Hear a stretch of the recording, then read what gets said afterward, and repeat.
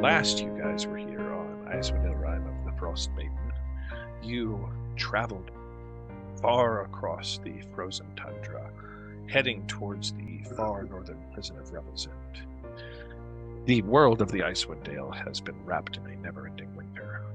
Peoples there struggling, barely surviving. You fought off one foe after another and escaped one disaster after another, helping the denizens of the Icewind Dale barely hang on. Most recently, the destruction wrought upon several of the cities by Zardoc Sunblight and Shardman Dragon. Realizing that destruction nigh at end, desperate to find a way to bring about the never-ending winter, and recalling the summer star that was invented by the gnomish man in the black cabin, you discovered that perhaps the answer lied in an ancient city that you had learned was buried underneath the rugged glacier in the far north. Not knowing how to proceed, you headed towards the only clue you had, a spire of the ancient city that had been discovered by a wizard of the Arcane Brotherhood who had murdered to keep it a secret.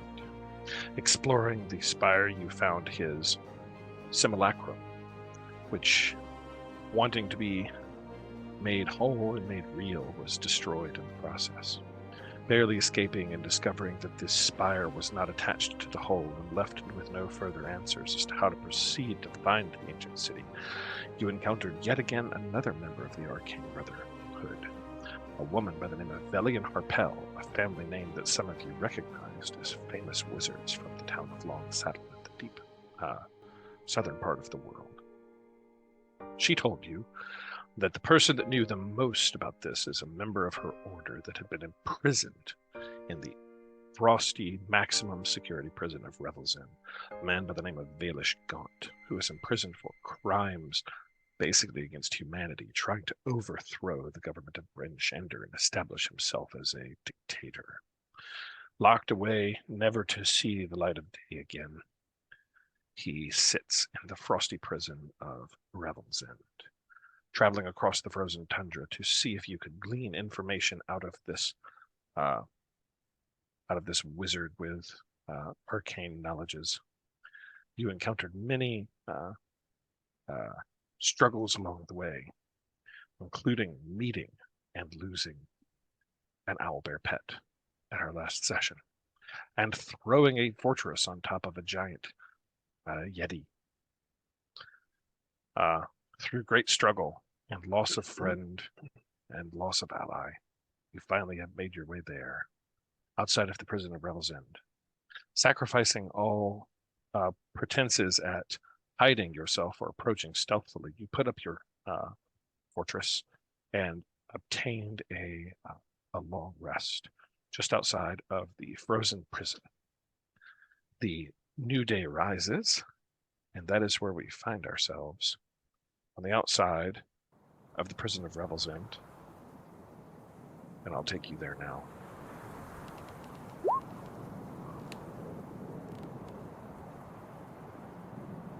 As soon as I find the damn thing. You know, I really should do a better job at laying this stuff out to know where I am. Here we are. And scene. I'll describe to you again what you see from the outsides as you step out of your tower, fully rested, perched high on a cliff that is overlooking the sea of moving ice. You see a bleak stone fortress carved out of a gigantic blade-shaped rock. I have it here in this scene sitting in front of this giant blade-shaped rock, but in fact part of it is actually attached to it. A central tower looms above the rest of the fortress, and light leaks from arrow slits in it. There are several smaller towers that arise, flanking a star-shaped fortress on the outskirts of it, and from a distance you can see guards perched atop the towers that flank it. You are on a road approaching it. Down below the sea of moving ice, you can see a seaport with a elevator-like structure that appears to be able to load and unload cargo from ships and things. In fact, there is one ship currently down in the bottom of the cliff at the port here on the edge of the Sea of Moving Ice, which is partially frozen. And Revel's End is intimidating and sort of horrifying looking. What do you all do? First of all, I'll get sort of impressions and feelings. Cadillac, how does Cadillac feel? What's the mood? Valiant Harpel looks at you all and says, well, Baelish would be imprisoned in there. I had wanted to not seek his aid, and I warn you all, he is treacherous and a liar. But he may be the only one that knows how to move forward. I am wary of this being our only option. That being said, we have traveled long and hard to get here, and so I am interested to see how it will be to deal with the prison authorities in this matter as well. So I'm sort of anxious to get the ball rolling, I think. Okay. What about you,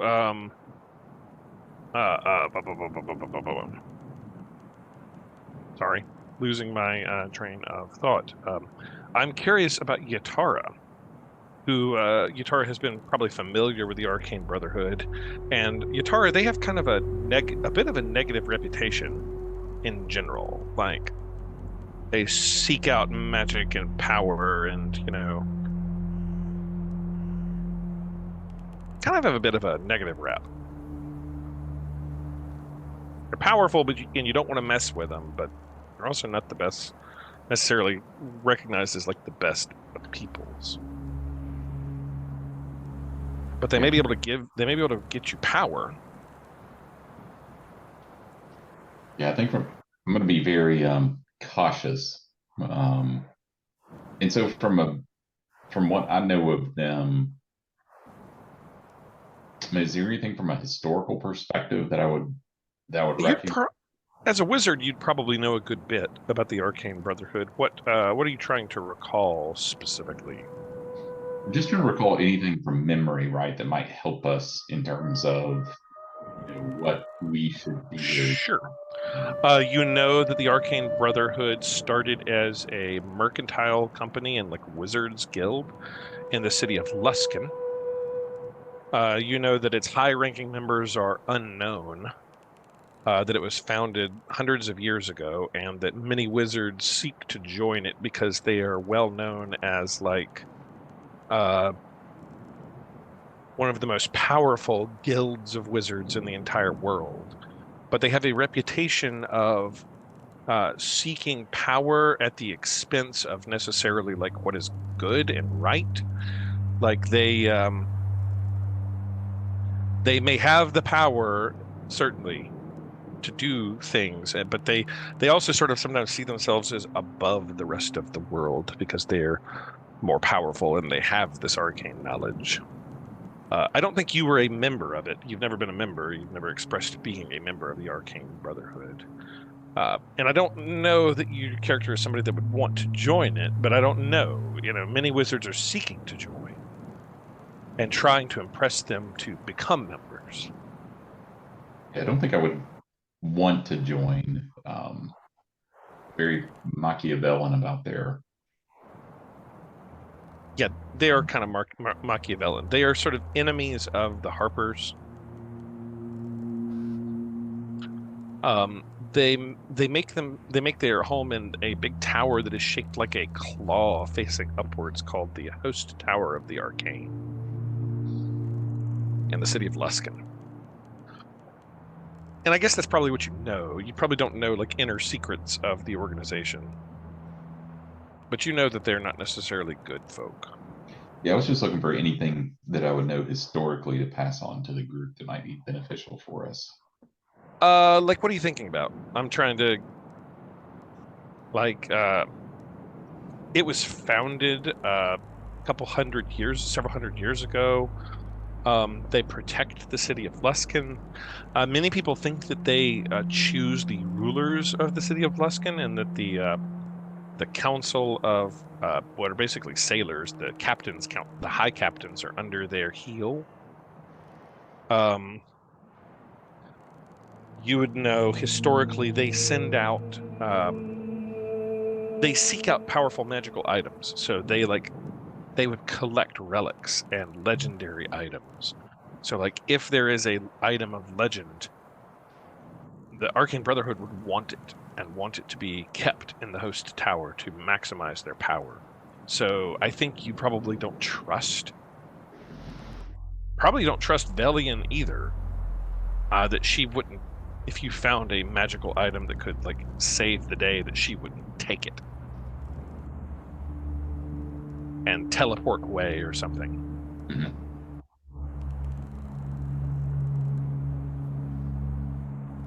Sorry, hold on. My battery's died. My mouse. I can't move anything. Oh, sorry. So that's what you know.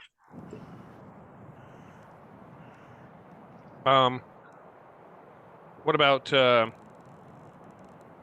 you, Sir Harkus? You're sort of more of a blunt instrument. How does Harkus feel?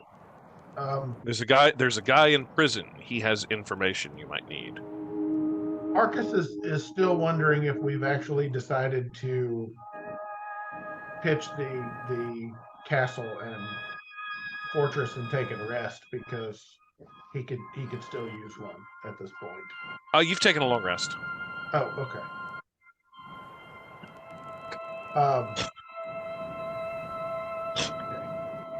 Although you pitched a fortress, the guard of the tower, or if they have seen you, have paid no mind to you. Okay. So, yeah, Harkus is basically ready to just sort of get and kind of walk up, say hi, and we have some business here that we would like to conduct, please. Okay, is that what everybody wants to do? Just walk up to the door and knock on the door? I think before we do that, I would, feeling slightly indebted to Velian, I would ask her what her plan was once we got here. I mean, did she have a plan, or? She says, well, not really. I was hoping that the collective we would come up with something. I must say that I had not wanted to seek out Valish, and part of me is quite hesitant to even embark upon this errand. What do you know about this place? About Revel's End? Yes. I know that none have ever escaped from it. I know that the worst of the Lord's Alliance's enemies are locked here. I also know that the enemies of the Lord's Alliance are not always evil people or criminals, as one might think of them. The Lord's Alliance is an organization much like many others here they have their own politics and ways and means and desires, and people that are their enemies they lock away. You might think of them as political prisoners more than criminals, but you know, legend is the worst of the worst as it is are locked here. So along with the murderers and mages, I'll say this. I know that the legend, I can tell you, I've never been here, but I can tell you what legends say. Legends say the entire fortress is wrapped in anti-magic. At least the cells are wrapped in anti-magic. And it is guarded with soldiers with are some arcane abilities that even wizards dare not be locked up. But these are just rumors. I know not if they are actually true. You know how it is. They want it to be the most fearsome place in all of the land. The great Azkaban, as it were, you know. The hole in which they throw the holes that they want to make everyone disappear upon. It serves their purposes if there is fear instilled in the populace. Get locked up in Revel's End and never be seen from again. Even wizards cannot escape. That sort of thing. So after she says this, I think I just look around at the party and I just say, and our plan is to walk up to the front door.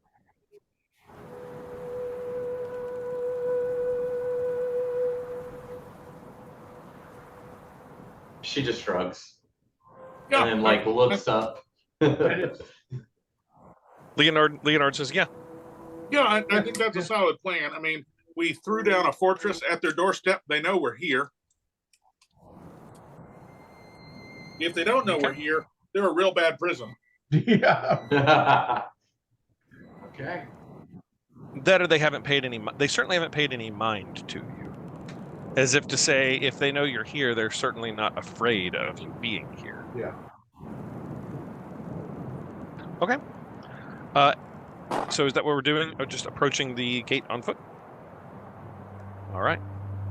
As you approach the outer gates on foot, as you get closer, you can see several guard towers surrounding it. In each of the towers, you can see 3 guards up in the top that appear humanoid, wearing cold weather clothing, that are staring at you. There are 2 guards at the outer door. Actually, I'm sorry, 3 guards that are at the outer door. And they have long swords attached to their belts. And as you approach, the leader of them, who bears like an insignia of some sort of rank on his lapel, sort of steps forward and looks at you all and says, "Well, what business have you here at Revel's End?"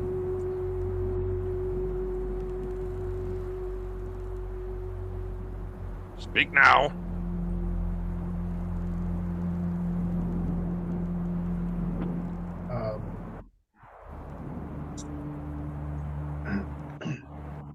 I'm probably not the right person to be the front man in this. Who is standing out front? Who is leading the charge? Who is the person in front here? I'm gonna roll a dice. I'm gonna roll a die and tell you who is up front. Okay. Yeah, let's just let Chance tell us. Yeah. Okay. Cantrell, you're 1, Laterno 2, Hawkins 3, Jonathan 4, Kenny 5, 6 is a re-roll. I'm gonna roll a d6. This is fantastic. If it lands on a 6, it's a re-roll. 1d6, here it goes. Hawkins, I rolled a 3. I said you were 3. That means Cadillac is out front. What business have you here at Revel's End, Master Dwarf? We are here to glean some information from one of your prisoners. We would like the opportunity to come inside and discuss the matter with you. One moment. And he starts to turn away. And then he stops and turns back and he says, "And who do you represent? Toot's who may crew. I say you represent?" Toot. Toot's crew. We are known far and wide, and this is an important mission. I am unaware of said Toot's crew. If that is, I shall announce that the presence of Toot's crew. And I begin listing out the Slayer of Chardalyn dragons. He's gone. Okay. He's like walked away. Okay. And you're left standing there with 2 other guards who sort of are glaring at you. They're both wearing name tags, and one of them is named Kenny. And the other one is named Stan. Fair enough. Love it. And they're just sort of standing there in their winter coats. What?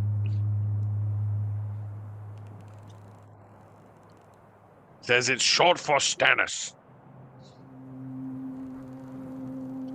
And a few moments later, the what looks like the guard captain comes back out and he says, "Very well, Toots crew. I will grant you have been granted audience with the warden of the prison, Marta Thanos. However, we have rules here for outsiders, especially those seeking an audience with a prisoner. I will need to collect all of your arms at this point. Please turn over any and all weapons and martial items that you have on yourselves, including magical items. If you try to sneak a magical item into the prison, we will know."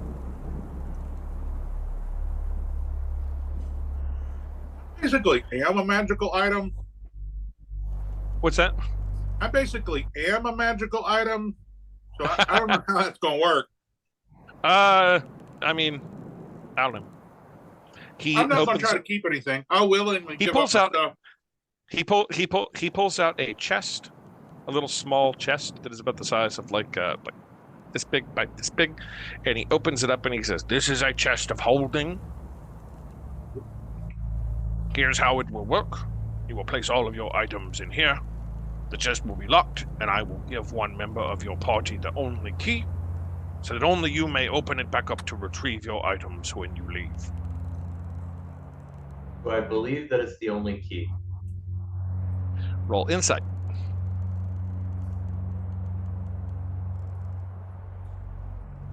He is obfuscating something.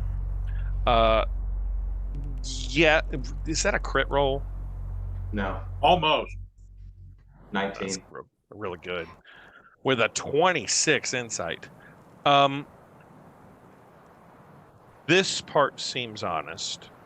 Like, the key lock, maybe, but, like, there's definitely some obfuscation here. Like, I can't tell you, like, what he's doing. You can just tell that you're not getting the full truth. I just look over You can tell it in the quiver of his voice and in the look in his eyes, and you can just tell that you're not getting the full truth here. I look over at Kenny and Stan, and I just say, "What's he not telling us?" And are you trying to intimidate them or convince them to talk? Both of those roles are going to be balls, so we're just going to say convince them to talk. I don't think I'm intimidating them yet. Roll me persuasion, I guess. Let's see how this goes. All right. Maybe they just blurt. Maybe Kenny or Stan just blurts it out.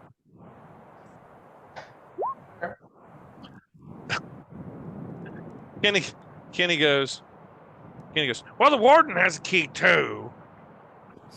And then Stan sort of like elbows him and says, "Shut up."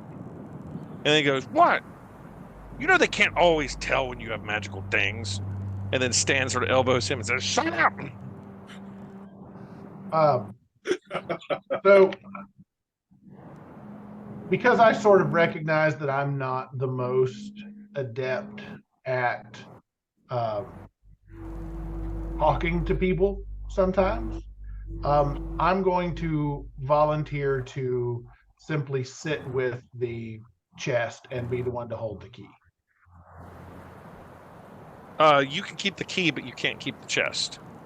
They'll keep the chest in a guard lock room. Well, I was going to see if I could go with them. They can lock me in there for all I care.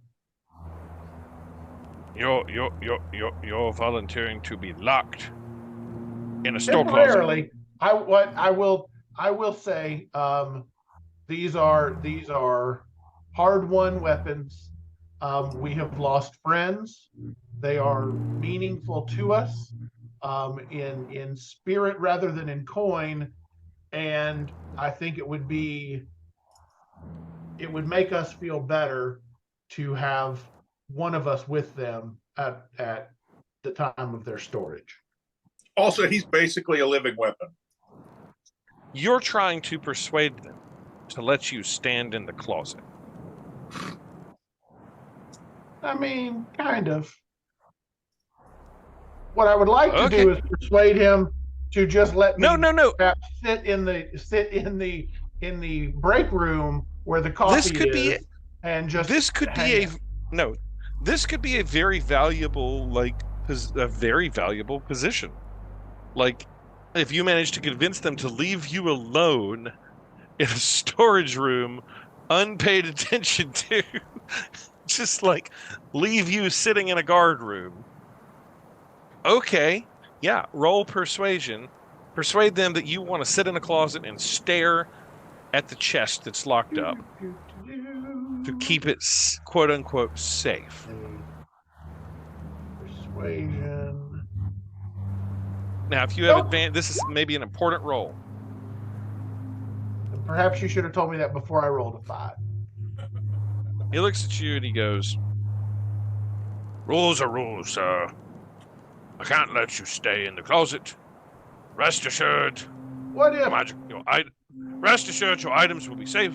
These are the conditions upon which you may enter Revel's End as a free man."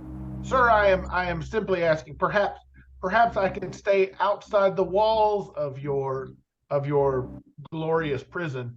You are welcome to stay outside of the walls with all of your magic items. Okay. You may keep them and stay outside. So, like, that's another option, is everybody could just give Harkus everything and he could stand out in the cold. It might get chilly. I've got help. You're just going to stand here. So no one's ever done that before. I'm a little bit confused by this. Is Cadillac going to let go of Dust Crusher? That's up to Cadillac. I mean, that's probably the flashiest item we have. And it's a religious relic as far as I'm concerned. Right.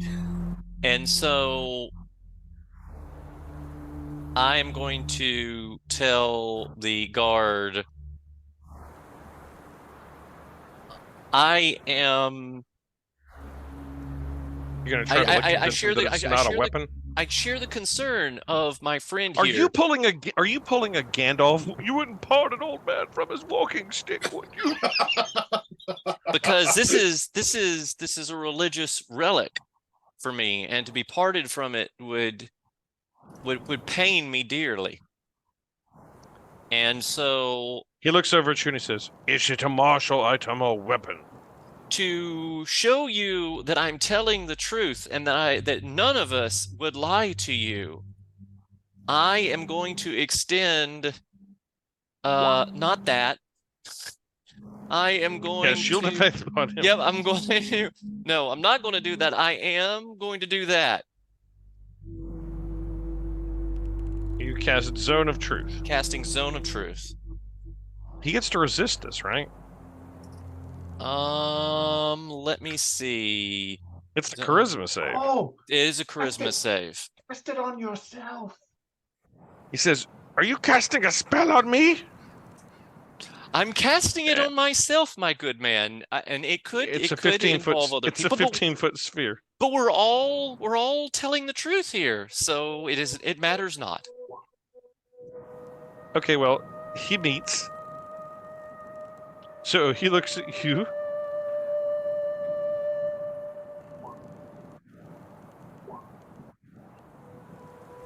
And Stan and Kenny look at you. And so we're back where we started, basically. You don't know what their saves were. They look at you and they say, "The truth will set you free." That's what they say. I think you do know what their saves are, right? You know whether they passed or not? Does the spell Zone of Truth tell you that you know if they passed or not? The I spell thought ends. it did, but I could be fails. making that up. That you would know if the text of the spell tells you. You whether or know, not they yeah, it saved. does say that actually. Thank you, Kenny. You know whether each creature succeeds or fails on its saving throw. I don't know how. Maybe Okay. they glow or something, but You know that each of them are sort of managed to resist your spell. mhm. Maybe you're a little bit intimidated that they all resisted your spell. Ooh, these are powerful. Maybe there's a after effect of the spell that anyone who succeeds it always makes a snarky comeback, and that's how you know that they in fact are immune to it. Okay, so He looks over at you and he says, "Okay, since we're all telling the truth here, is this a martial weapon?" It is indeed a martial weapon. A Then it goes- religious relic that can be used in martial circumstances, much like a walking stick. Then it goes in the box.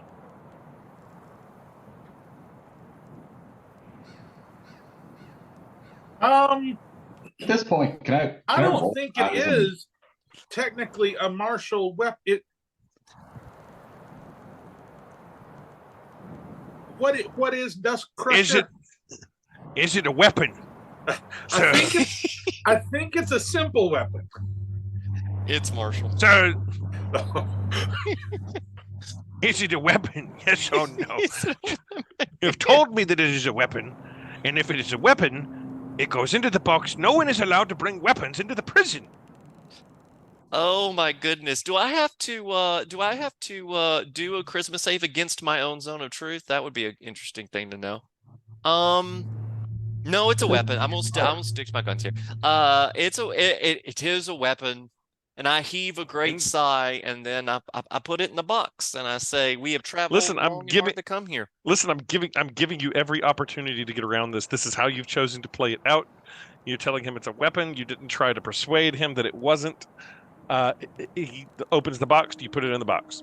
I'll put it in the box. Dust Crusher just disappears in whoop, to the box. All other items. And I also put my lance and my pike in, All right. as they are martial weapons, and martial weapons are not allowed. Are you trying to hide anything else on your person, like sneak something in? I have given you all of my martial weapons. Are you trying to sneak in any other weapons? I have given you all my martial weapons, my good sir. The javelins are not technically martial weapons.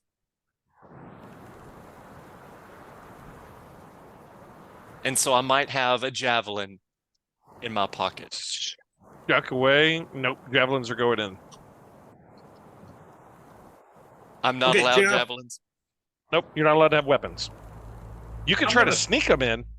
If you're going to try to hide one like up your bum or something, or do something to try to sneak them in, but you better make a move, and you're going to make some sleight of hand checks to try to sneak something in. Got it. Got it. No, I'm just going to go ahead and give him everything then. What are you doing, Leonard? Are you trying to Yeah. hide something in your? I'm Trying to going hide try- something so- inside of your robot compartment, like Bender? So I've got so many packets of stuff that I use for artificing. Like it's a hobo sack full of absolute garbage. And mixed in there, just- I have the laser pistol. Okay, so are you going to try to hide it in amongst a bunch of garbage and just say, "Look, Oh. it's just junk"? Yeah, this is just my tinkering junk. Okay, so And I will turn over all my weapons. roll me. Okay, everything but the laser pistol. So roll Right. me, like, I guess, sleight of hand. Take advantage on that check, and you're going to do that against his perception as he's looking through the bag to make sure you don't have any weapons in there. Okay, he has a perception. Sleight of hand. He has a perception of 12. So his perception of 12, you beat it. You manage to. He looks at the bag as you sort of empty up all your weapons and the laser pistol. You sort of hide underneath things, and he says, "Okay, clear." I just just had a really bad idea. And so you're allowed to pass by, and then Harkus, you're up next as he goes, weapons into the chest. Just had a really bad idea. Let's see what this really bad idea is. I want to know. Is the box closed yet? No, he's got it open. Like Okay. you can't see where Dust Crusher went because it just vanished into this like chest of holding. It's basically a chest of holding.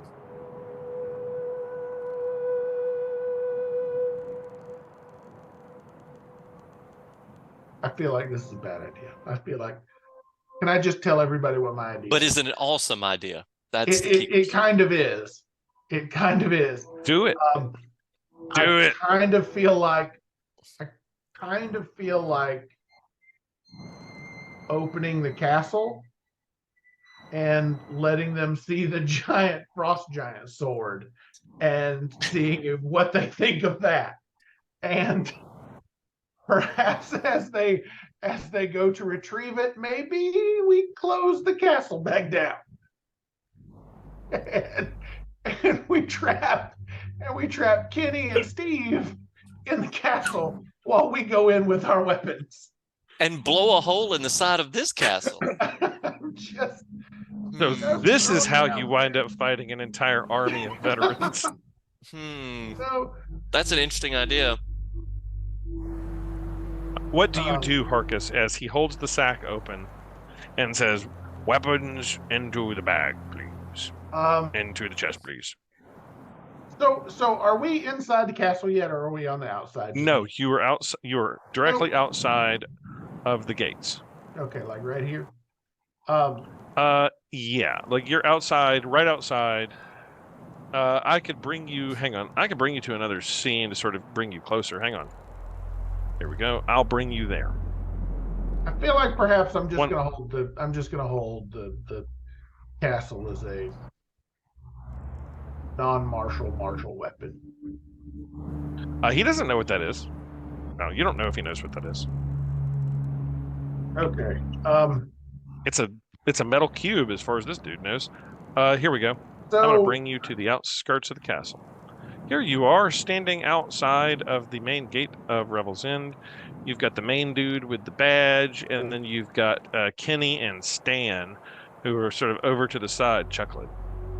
So, as a point of reference, does my staff look like a staff that I would use as a weapon, or The does it staff look of withering? like- Yes. It looks like a staff, like a wooden walking stick. Does it perhaps look like I've injured my leg and it's a support staff? You could certainly bluff it that way. You don't know if it would pan out. And you might Well- start to try the guard's patience if they start to think that you all are continuously trying to obfuscate things. Okay, so what I'm going to do is I'm going to sort of lean on the staff a little bit. Okay.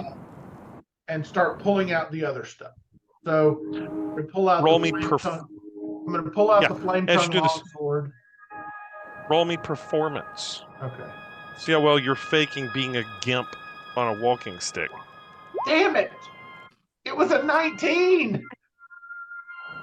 All right. You start I'm making this larger so I have more room to roll. I'm being sabotaged by my screen size. You put the flame tongue longsword, and you put, what else do you put in there? A laser pistol. Laser pistol. I'm gonna root around for a second, and I'm really just gonna put it, and I'm gonna go, oh, here it is, and I'm gonna pull out the short bow, and I'm gonna throw it in there, and what else do I have? Yeah.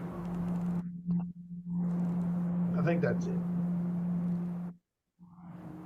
Okay, so then he leans to you and says, "And the wizard staff? You're not much of a wizard. A wizard staff. I'm a bit confused. Is this a wizard staff?" I'm gonna look very sort of like.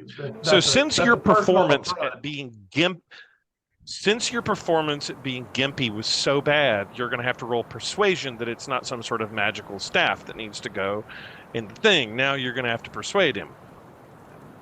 Roll bad persuasion, and then the staff is going in the chest. 12. All right. I'm going to contest that. No, I think that one seems good. No. It is not good enough. The win outright number was a 15. Okay. But, there's a but here. I'm going to give you the chance against his wisdom. I'm going to roll wisdom. And if you beat him, he'll agree.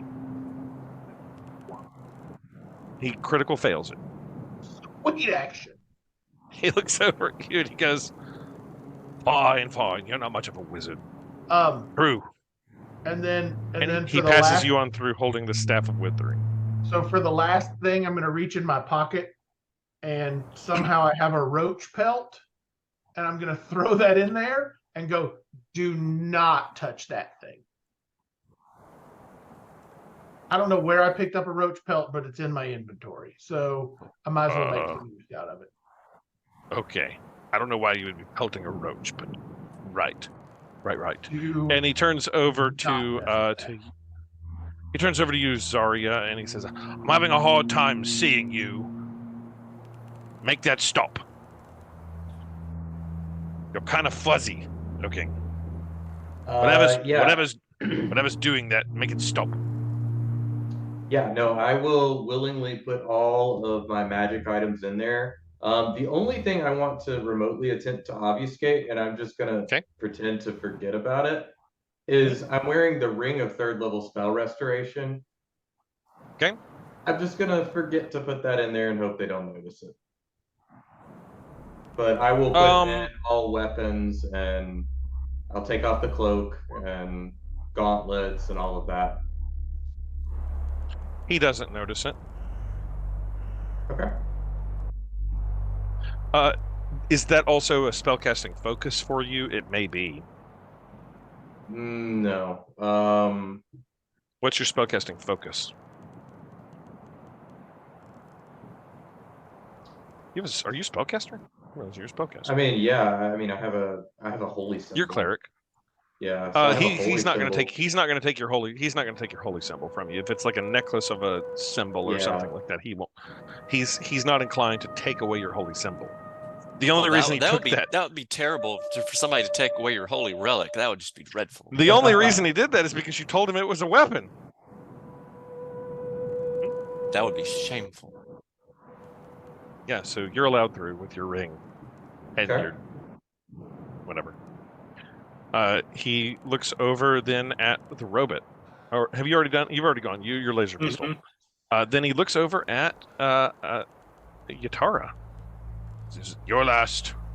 All weapons and magical weapons in the bin, please." As all this has been going down, I've just become more and more agitated with how long this is taking and the fact that we have to get our weapons. And I finally turn to the group and just say, I've had enough of this. I'm not going in there, and just storm off around the corner. Okay. Well, can't help him. Everybody else, follow me. And so when I go around the corner, I'm going to cast invisibility on myself. Okay. Nice. So you're invisible. And I'm going to come back, and I'm going to try to sneak some stuff out of the chest. Okay. You're totally invisible. Kenny and Stan are sort of there snickering at each other. The lead guard, whose name is Eric. He looks at you and says, "All right, in we go." And he says, "Follow me. Do not stray.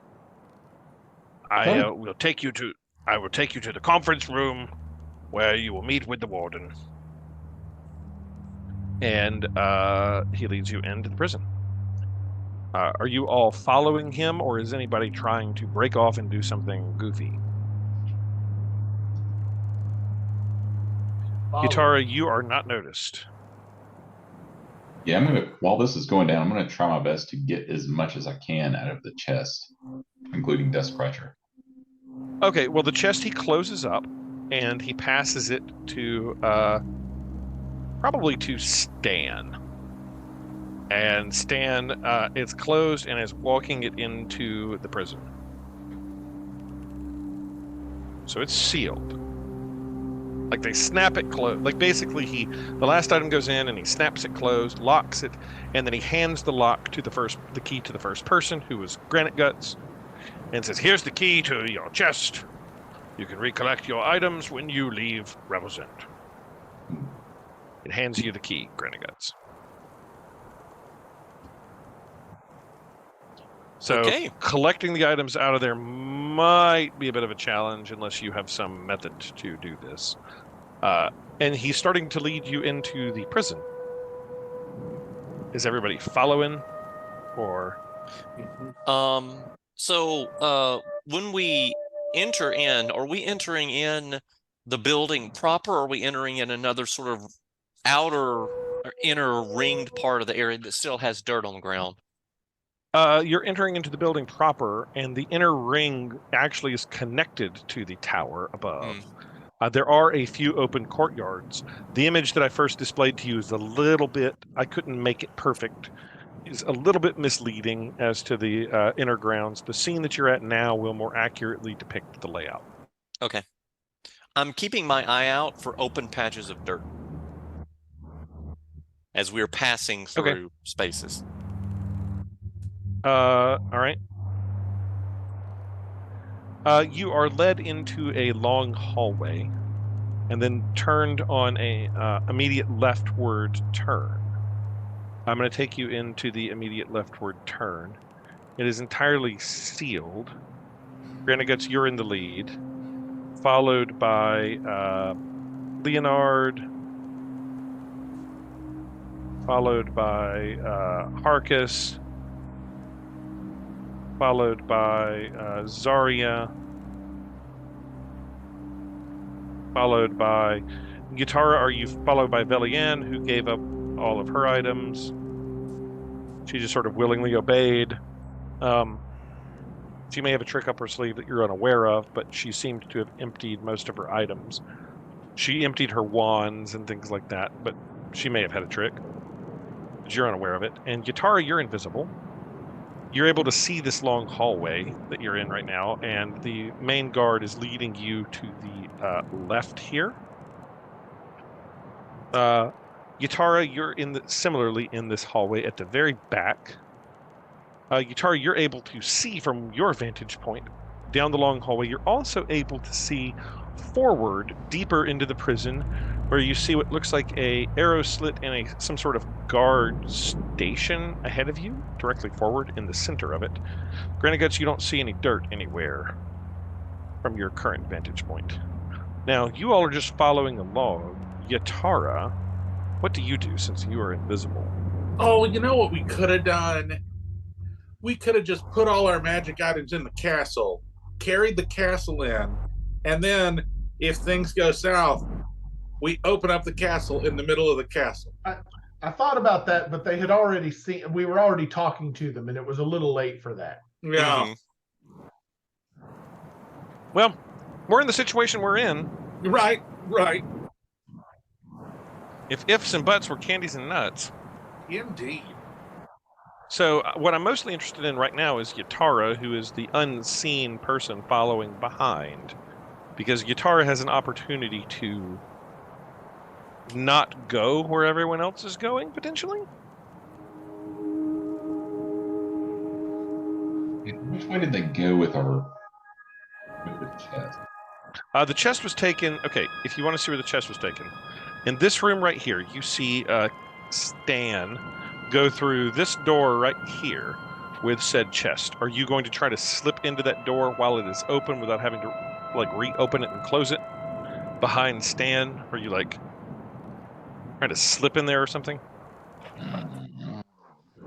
So I'll give you that opportunity to put yourself in that room if you so choose.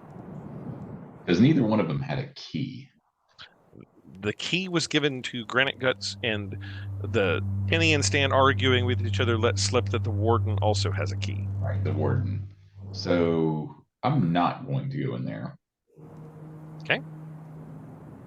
So what are you going to do? Are you let that fall and you're at the back of the group? Are you just going to follow along and observe silently and quietly? Or are you going to try to sneak off and look around for yourself? No, I'm going to look around for myself.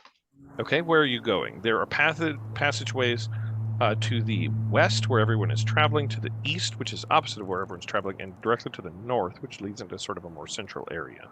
I'm going to go to the north. For some reason, that sounds like the more logical way to go. Okay. Hang on.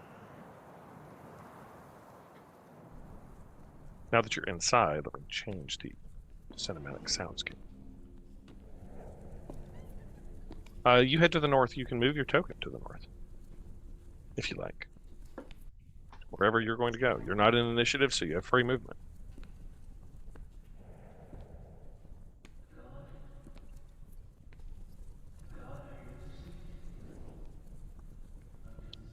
Can you see, Jonathan?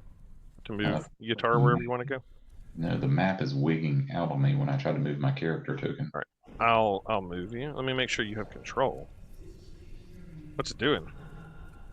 When I try to move it north, the entire map like moves all around the screen for some reason. Okay. Well, I'll tell you what. I'll move you directly to the north. Oh, let me try to reload it real quick. As you enter the north, I'll describe what you see.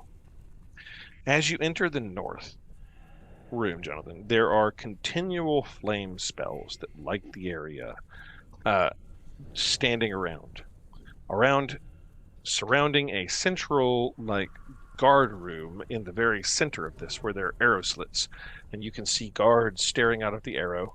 There is a row of cells in a hexagonal shape that can only be described as a hexagon surrounding it. Invisibly sort of walking through it, you can see various faces and prisoners kept one or two at a time in each of these cells that is surrounding this central guard station. There is a woman that is wearing a golden or a red robe with golden trim that is speaking to a uniformed guard in the corner. And that's what you see. Have you got the page reloaded? Yeah, let me try to move again real quick. Okay, now it's letting me move now. So that's what you see. You see there is a central panopticon that is sort of like a guard station with arrow slits that you can see guards through. And you're in this central hexagon that is surrounded by cells. And you can see various prisoners in the cells. And you see a woman and a man, a woman wearing a red robe with golden trim, and talking to a man. That's what you see. Can I get closer to them to hear their conversation? Sure, you're going to have to roll me stealth to do so. You'll have advantage on this check.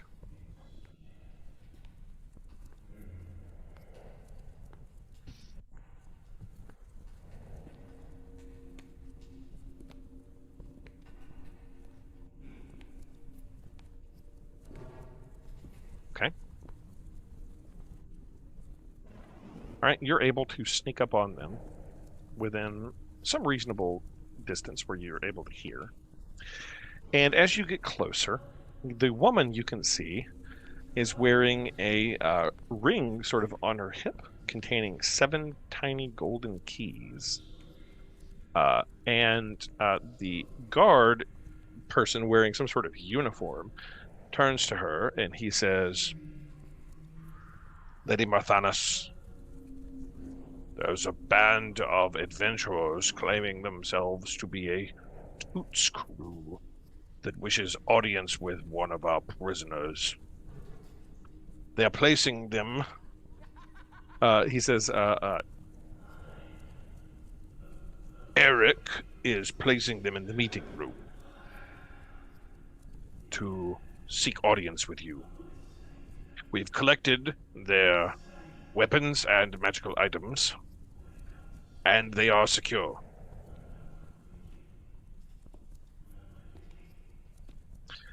And she says, "Thank you, Robert."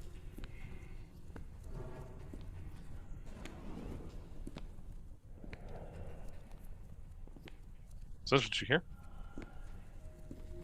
Lady Marthanis.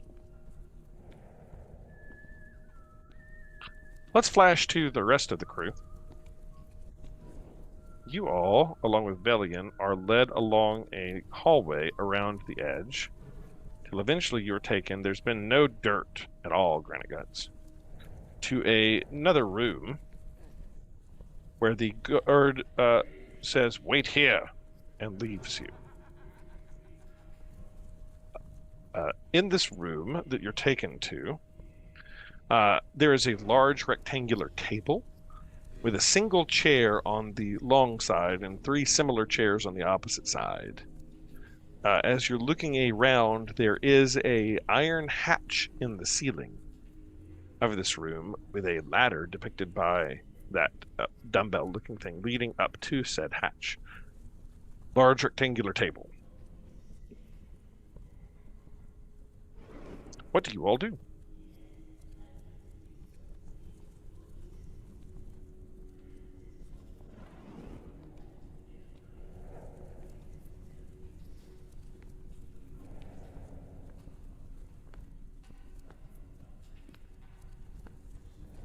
So you're left alone momentarily. You have a moment of aloneness to do anything wacky that you want to do.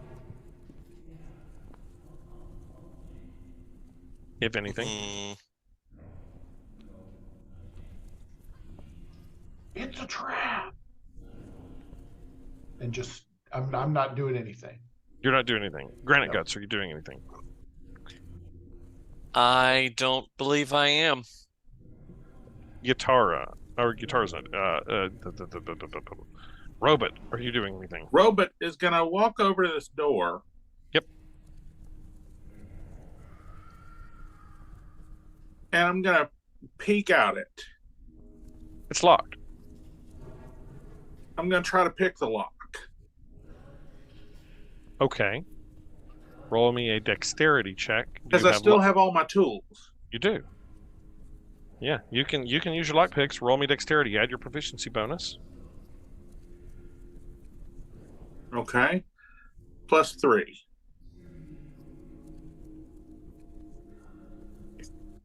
$22. Yeah, you picked the lock. Even though that was a dex save, but Yeah, you picked the lock. Let me open it for you. Hang on. Let me get the light layers and delete the light barrier. And yeah, you pick the lock. You see hallways extending out. You hear voices coming from sort of the central corridor, and occasional footsteps surrounding the area. okay. Was I supposed to see a person? You don't see anybody. That person was not actually there. Okay. That's why I zipped him out of the way, because he's not actually there. I saw him move awful fast, and I didn't know if he was running or if I just didn't see him. No, he moved awful fast because I had him there and he's not actually there. No, that's fine. That's fine. You don't see anyone currently. Does this look like? Can I tell what? anything down this hallway? Like, does it look like this is where the prisoners are kept, or are these offices, or like I can't tell from here? Let me see what your vision is. What you can see from here is that there is some sort of room down this way. There are arrow slits in it. And you see guards sort of behind said arrow slits. Okay. Then I'm just going to ease the door back closed and move on back in here. Okay.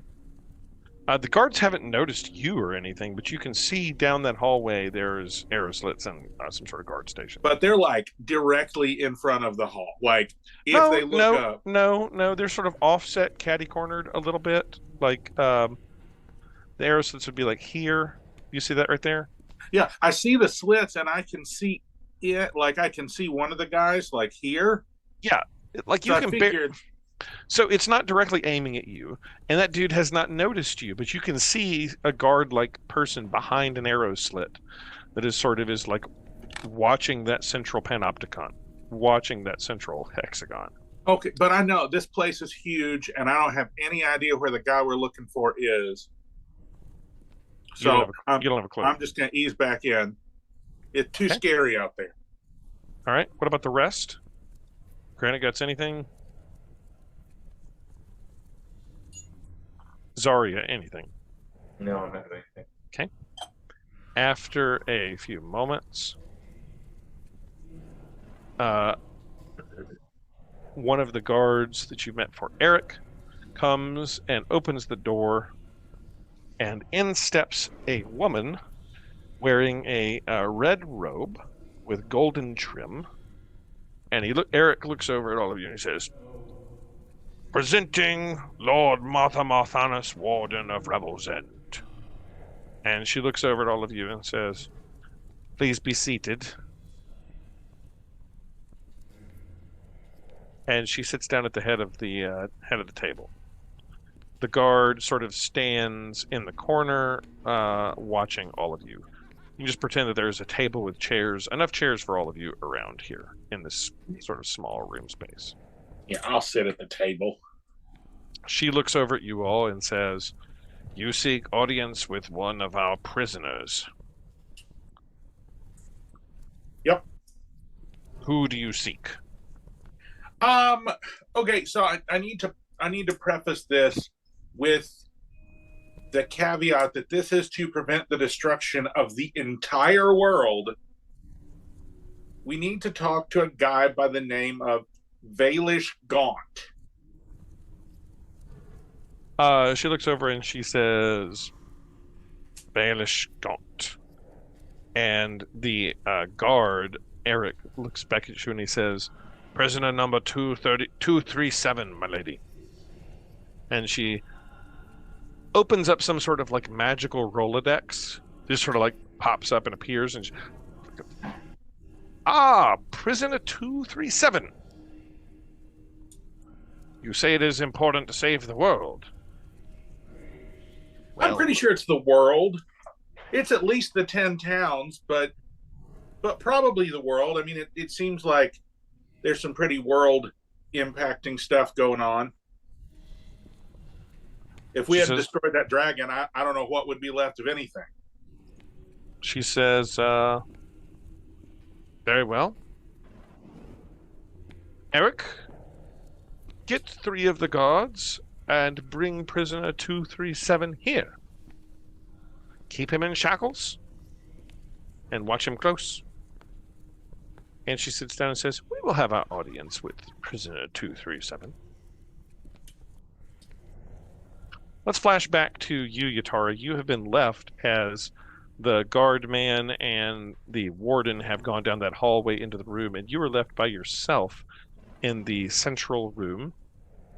After a few moments, one of the guards, a couple of them actually, come through, and they speak to one of the patrolling guards, and what you hear them say is, "The warden wishes us to bring prisoner 237 to the meeting room. It is a matter of some importance, apparently. There is a band of adventurers that needs to speak with our prisoner." Yatara, what do you do in this situation? At this point, I'm going to follow them closely when they escort him to the room. Okay. They walk around to the entire opposite side of the hexagon opposite you. Following them. Mm-hmm. As you walk around, you see several prisoners. You see all around the room, you see lots of different characters that are locked up here in the prison. Humans, barbarians, half-orcs, gnomes, dragonborn, all sorts locked away. They're on the opposite side. They turn to the center, panoptic to the center thing, and he leans towards one of the arrow slits and says, "Open 237." And then you hear it repeated, "Open 237." And some sort of mechanism is activated inside of that center chamber, and then the doors to a cell, ching, ching, ching, ching, ching, ching, ching, open. and they reach in and grab the human man out, and each of them takes him under one arm, and they begin to drag him around the corner towards that conference room where you don't know everybody else was taken, but they're taking him that way. And I don't even know if you know who Prisoner 237 is. You just know that, I guess you would assume, since you heard a group of adventurers needs to speak with him, you could assume that they're being taken to the rest of your crew. What do you do?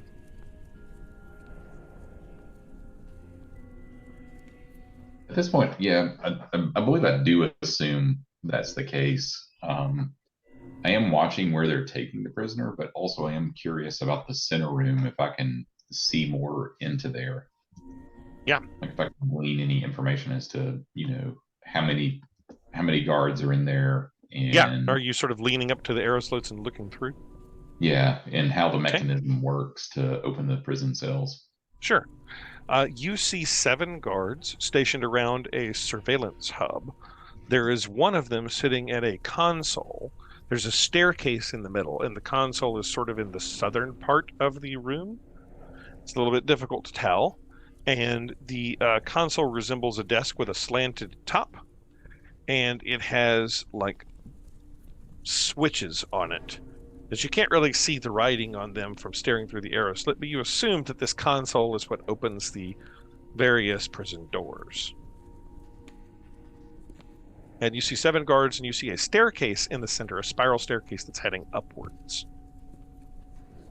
Either to other levels of prisoners, kept at multiple levels in the tower, or to other rooms and things like that.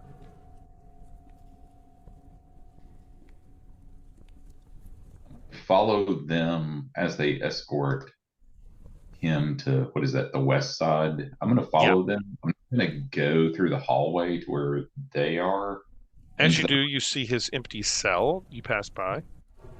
Yeah, I'm going to stick in here, but I'm going to kind of keep between, where the surveillance hub is and the hallway that they're escorting him down, just to keep a watchful ear on if something actually goes down. But I still want to be in this room in the event that I need to get into the surveillance hub. So you want to hear both sides, basically. You're going to sort of listen down the hall.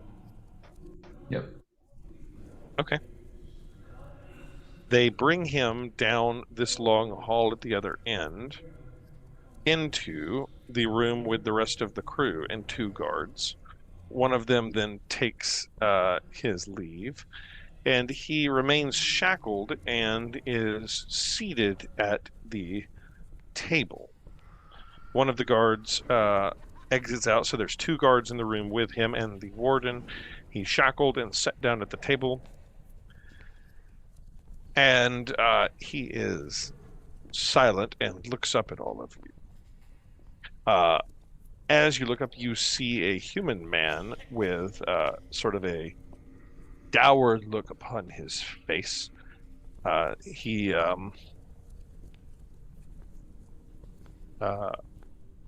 just looks kind of generally sour. See if I've got a picture of him. Don't know if I do. We'll find out. Yeah, I do. Here's what he looks like.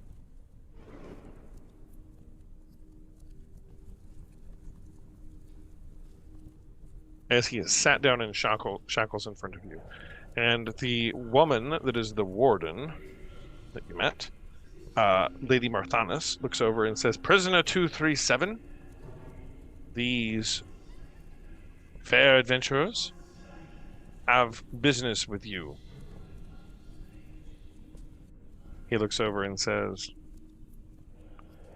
"Velian, still resurrecting dogs and cats, are you? Or did you ever get out of Long Saddle?"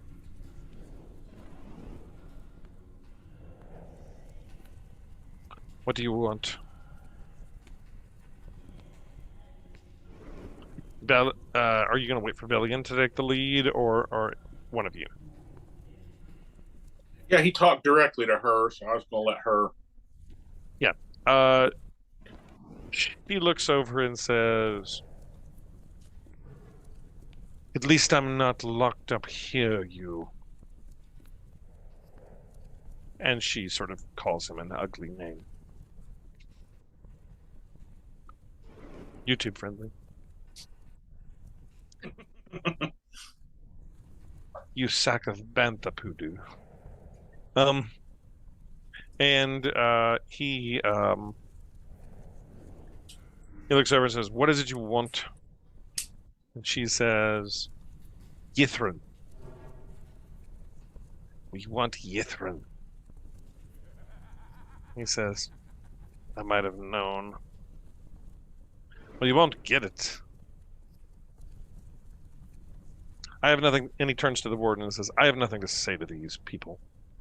Take me back to my cell." Wait. I don't know. I don't know what's gone on between y'all two. You're a little salty. That's fine.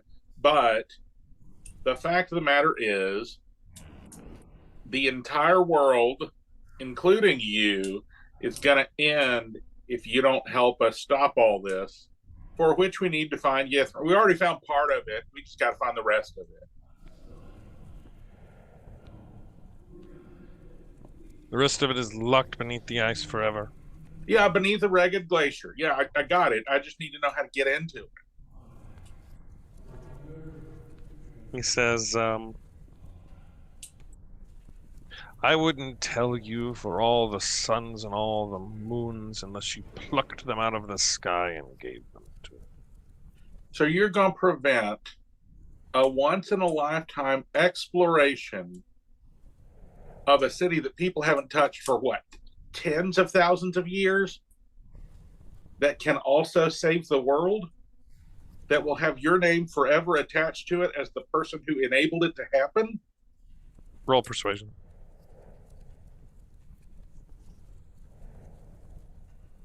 It's my +0. It's pretty cool. He looks over and he says, "And what good would that do for me?" And then he looks at you intently, Leonard. "Locked up here."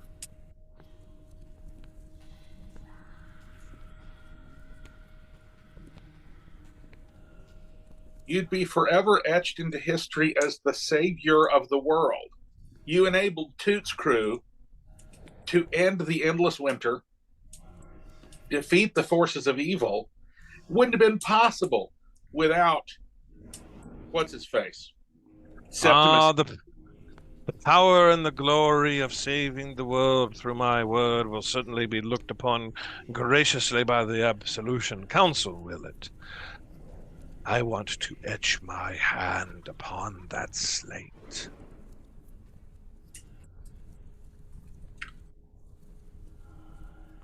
I'm going to look to the warden.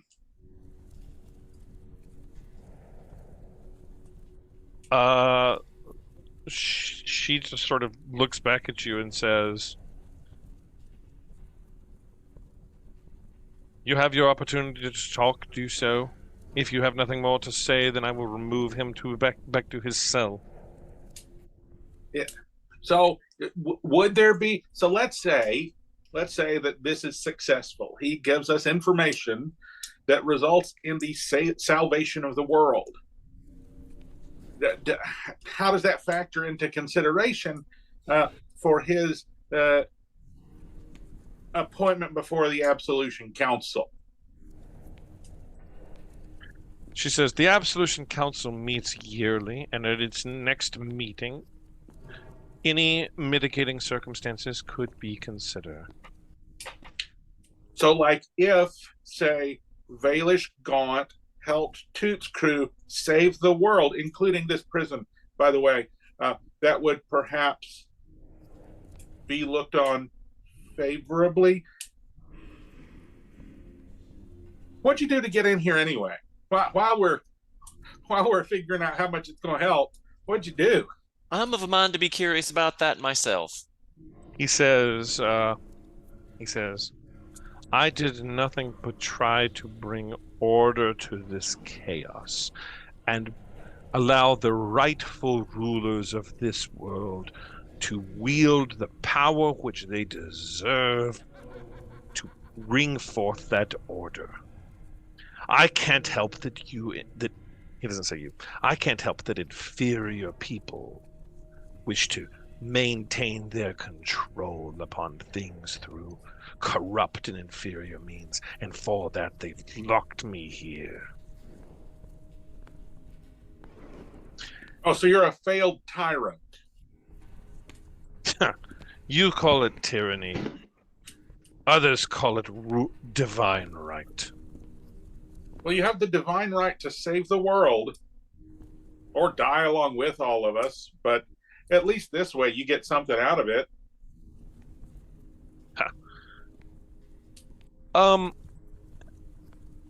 Kenny,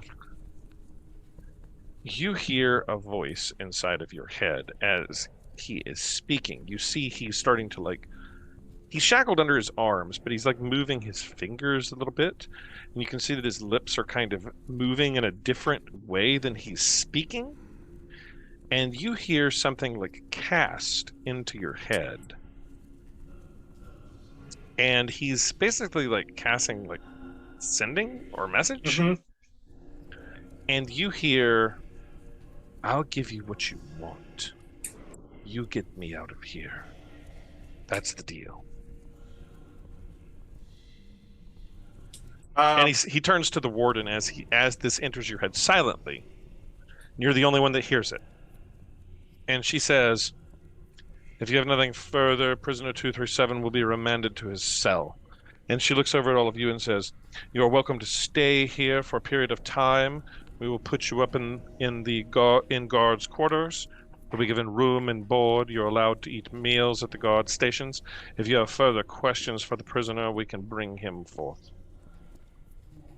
He says, and he looks over at you all and he says, I'd rather die in here than be ruled by inferiors.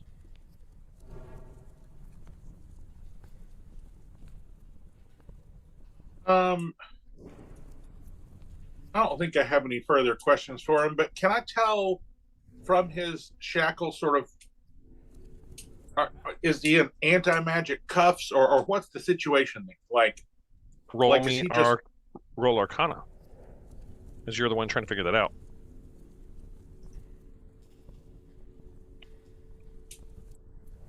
No. 25. No. Definitively no. Which is a dumb move for their part. Yeah, The shackles are not anti-magic. You don't know if there's anti-magic in the... What you can tell is that a spell was cast here in this room. But you don't know if there's... But I don't know about the cells or... You don't know if there may be anti-magic in the cells, and the conference room, for whatever reason, is not anti-magicked. The conference room here is not anti-magicked. You know that much. But he was able to cast a spell. Yep. He was able to cast basically a telepathic message to you. Okay. And you said you don't have anything further. She looks at the rest of you. Does anyone else have any other questions for the prisoner? And Velian looks at him and says, yeah, I do. When did you become such an asshole? He says, my dear, the only reason you were ever allowed in the Brotherhood was because of your daddy. You're an inferior wizard from a superior family. You should be fortunate that we allowed you in here. And he turns to the rest of you all and says, I suggest you find a better companion.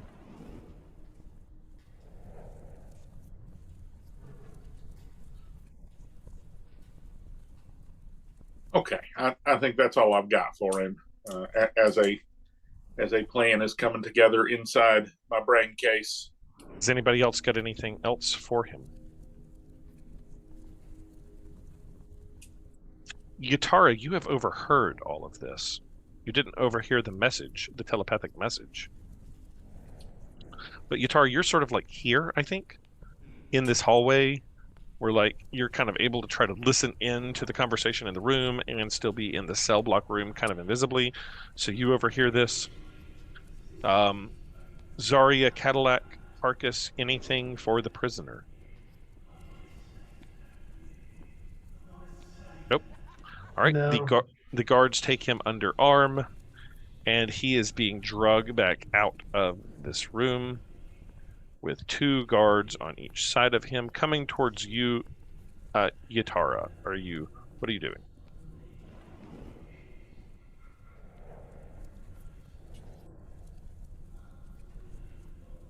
I don't think I'm going to do anything. Okay, just getting out of their way. Yeah, I'm going to get out of their way because I want to get back with, because, from my perspective, didn't seem like the conversation was fruitful. So yeah, I'm going to see what the entire group does. Yatara, you're watching. They're leading him back to his cell. You're invisible. You have the option to do something if you so choose. Yatara, you know what cell he's in now. Yeah, I was going to say, I know what cell he's in, and I know that there's a mechanism that opens the cells from in there. Yep. So Sure do. Are you going to watch him be loaded back into the cell? Or are you going to try to, I don't know, prevent the lock from latching? Or are you going to try to hide in the cell with him? Or are you doing anything incredibly dumb? I'm definitely not going to hide in the cell with him because I still don't know that was. It's not anti-magic. Yeah, I don't know that was a fruitful conversation. Yep. Now, can I follow them to his cell? Yep, I'll bring you around. Yeah. He's locked in this cell here. The 2 guards set him down and both step out. One guard, both the guards lean back towards the panopticon in the center and say, "Close 237." And you hear a click in the center, hexagon, and chink, chink, chink, chink, chink, chink. The doors close, and he is left in the cell.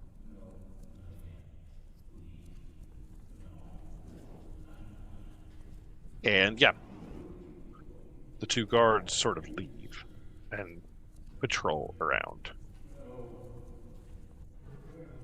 They were distracted. You needed not make checks.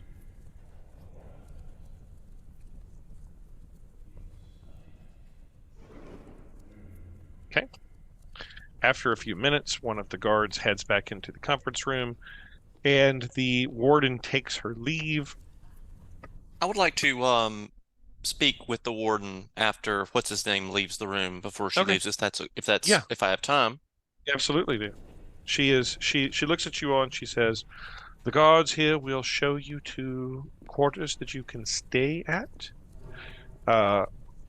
She basically tells you, I'll tell you what she says to you. I'll give you the deal. She grants you temporary accommodations for 2 days and 2 nights. She says you may stay for up to 2 days and 2 nights. There are 3 meals a day that you will all be provided during your stay. And if you wish to meet with a prisoner again, I can arrange for said meeting here. And she looks at you all and she says, "I will be present at all meetings." So, what did he do specifically to get landed in this prison? We can tell by the way he talks, he's not a nice man, and to be quite honest with you, Warden, I don't care for him much. She says, "I don't care for him much either. He attempted to kill Speaker Shane of Bryn Shander and install himself and a couple of miscreants, one of whom I suspect is still in charge of one of the other 10 towns, in charge of Bryn Shander itself, from which he had plans to bring the entire 10 towns to a heel. Intelligence suspects that he was searching for some sort of powerful magical items and wished to control this entire domain. He's been locked here for now 5 years under the control of the Lord's Alliance." So it seems to me that he was working to set into force a series of events not too dissimilar to what we are currently trying to beat back. And so here's the situation we're in. This man is nasty business and belongs to be in here and to stay in here. And I sort of pound my fist on the table to emphasize the point. She looks at you as you say this. She says, he has been here for 5 years. The only people that could grant him clemency are the Council of Absolution. He just last month had his 5th Council of Absolution, and he was once again remanded to another year in prison. Based on the facts at hand, he will likely remain our guest for the remainder of his natural life. I do not see him leaving this place. Well, he seems utterly unrepentant, and so I applaud the council on their wisdom. Here are the facts in front of us, unfortunately for all of us. His cooperation is necessary to the saving of the world, if not the whole 10 towns. So his incarceration here is because he posed a threat to those 10 towns, an existential threat. Unfortunately, his knowledge staying in his brain and out of the hands of people who would see the 10 towns remain in existence, so we've got to find another plan. May I make a proposal to you? She looks at you and she says, I am willing to hear proposals, but you must understand one thing. I sense that you are a good and noble person, but I do not trust you. I do not trust you any more than I trust anyone else. And I will say this, it is not within my power to release him. If that is what you are getting at, only the Council of Absolution may grant that. And I would never propose such a hasty... She cuts you off and she says, and further, you are more than welcome to seek audience with him all you like. I will not allow you to bring physical harm to him, as that is not his sentence. You are welcome to persuade him, to speak with him, and to seek audience for the 2 days that I've granted you stay here, as much as you like. There will be no torture, and no magical means of extraction. My proposal was going to be this. Not a release, but he is temporarily remanded to our custody until such time that he surrenders the information upon which he will be returned to your custody. We would be willing to make compromises of your judgment to ensure our, as it may be, we are willing to put forward collateral towards our goodwill in this, and that we mean what we say. She looks at you and she says, I understand your position. However, what you ask is not within my power to grant. I do not have the power to admit to this prison or to release from this prison. That power is granted to the lords of the cities of the Lord's Alliance.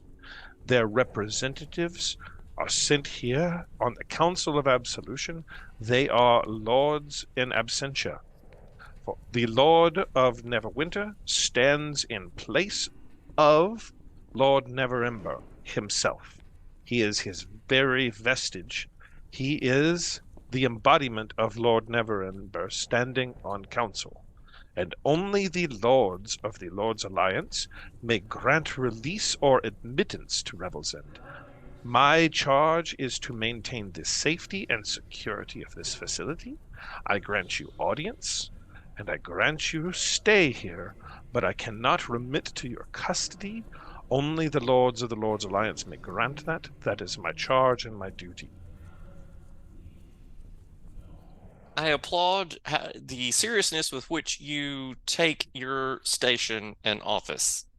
Unfortunately, if the Icewind Dale falls, then all will be lost regardless. We shall have to hope that does not happen. And further, I have no reason to trust you traveling with another member of the Black Brotherhood. than I do any other random person that comes here claiming to be on the side of justice and right. Except for our history. You bring before me another member of the... I know not your history. I don't suppose we can play a VHS tape for her on this regard. She's sitting at the top of the world. Oh, how much news reaches Revel's End. Yeah. Yeah. Let me play my greatest hits. Yeah. And does anybody have one of those like share vision or share mind spells? You would definitely have to do something like that to be able to persuade your way out of this problem. I think that it is a really right now it is a DC 35 persuasion check, basically. Like her whole duty, like you are asking her to betray her duty. A crime for which would probably get her locked in Revel's End. Betray is such a charged term. To become the judge, jury, and absolution council in of herself. It is right now it is like a DC 40 persuasion check. You'd have to come up with some really good way. She's basically not willing to do that. She's not going to release him no matter how much you beg and plead. Is she a fiend or undead? No. Roll Arcana. Roll Arcana. Oh, my skills may be limited here. Bam. Okay, not bad. She is definitely a magic user, a wizard, or something of that sort. You're able to catch some sort of spellcasting focus on her hand. You don't know how powerful she is. She's not a fiend. So, what if, just spitballing here, what if perhaps she or one of her, or even two of her guards, perhaps Kenny can come with us? I'm curious what Kenny's plan was that he was turning over. And serve as a guard. And in that way, he's actually not being released. He's simply getting some exercise. Phys ed. Are you suggesting this? Some shackled physical education. Are you suggesting this? Yes. She says prisoners are allowed onto the yard under close supervision periodically. We do not need you to take him onto the yard. And she looks over at all of you and says, if that is enough now, I plan to retire to my quarters. The guards will show you to yours. Could I implore you that this evening, as we all take our leave, that you would consider a proposal, or perhaps you yourself in your understanding of both the laws and the requirements for the safety of us all, could perhaps come up with a solution to our problem that would allow 237 to travel with us to get us the information that we need and save us all. She looks over at you and says, as I said, you may query him for any information you seek. You may use any means at your disposal outside of matters of torture or mind torture. Magical extraction of information is not permitted. You may offer him whatever it is you have to offer, but it is not within my power to remand him to your custody. This is not a power that I have. My charge is the security and safety of this facility. She says, and I am beginning to question whether you are a threat to that.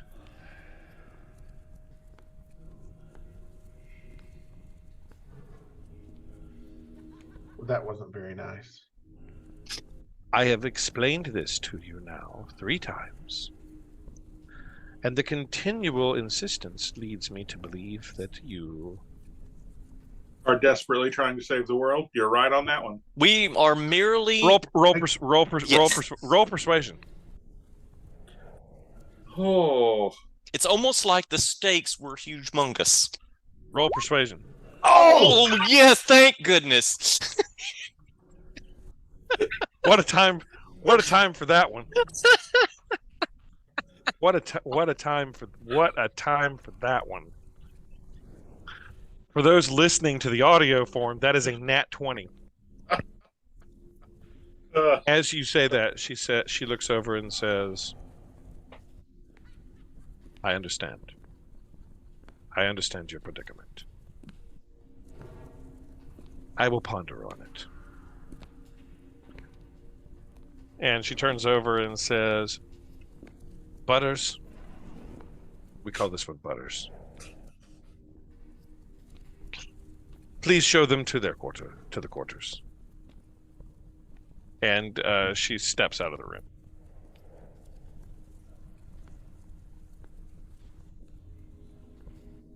oh, What a time for that. I know, right? RN Jesus is on our side. I mean, I don't know. Wow. Let me find the frickin' warden's quarters. I don't remember where it is. It's okay. 21. She's upstairs. Haha.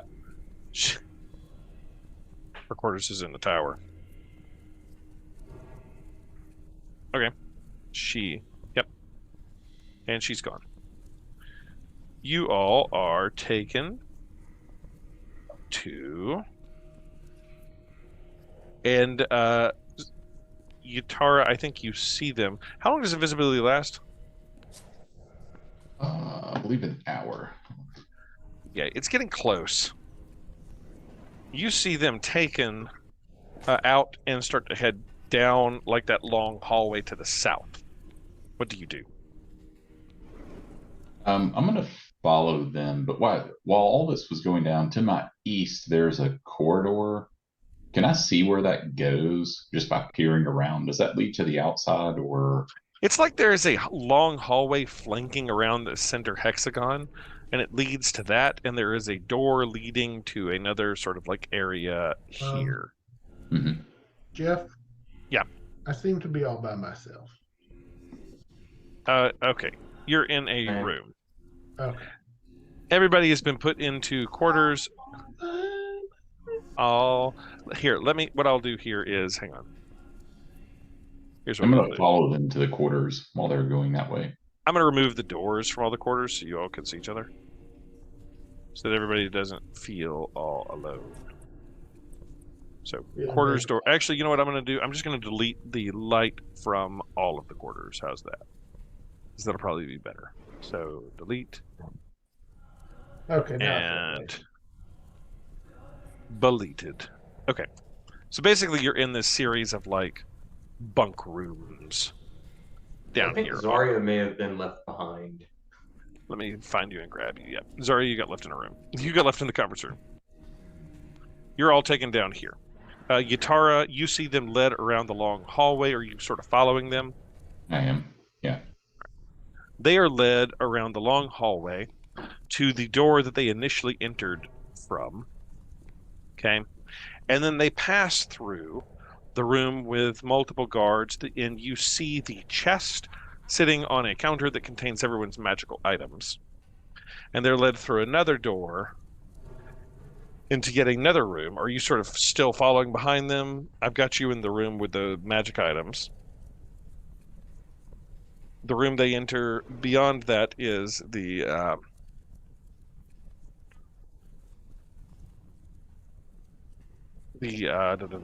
mess hall, like it's like a cafeteria, and then down into a series of quarters.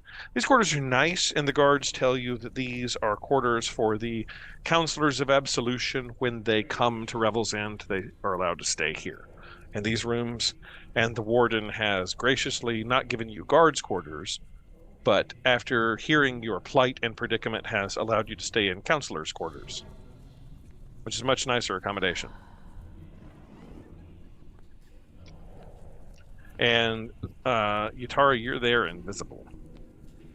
Yeah, once the guards leave, I'm gonna Yeah, the guards leave you. Yeah, I'm gonna become visible again. Then Poof, you're visible.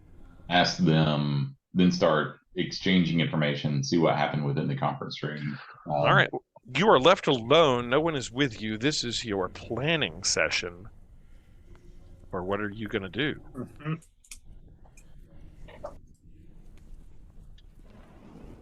So I'm going to loop everybody in on the telepathic message I got. Basically said, get me out of here and I'll give you what you want. Right.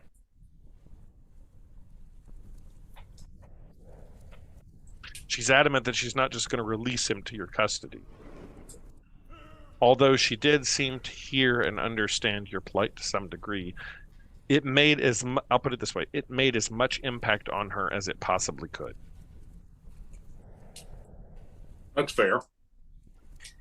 I do not like this guy at all. And I think he is in here for good reason. I think he's dangerous, and I do not feel good at all about breaking him out of here, no matter what the scenario is.